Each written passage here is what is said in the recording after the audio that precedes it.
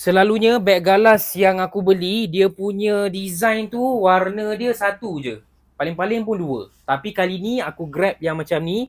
Ada 3 warna, putih, hijau cair dengan warna coklat kat belah tepi ni.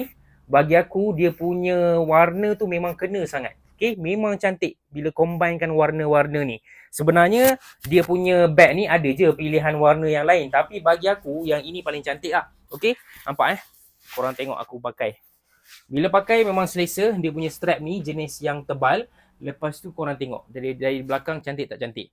Bagi aku ini antara beg galas paling cantik lah yang aku ada. Okay, dia ada tempat nak letak botol kat sini. And then yang ini dia jenis yang ketat. So tak adalah botol kau senang nak tertumpah ataupun terjatuh.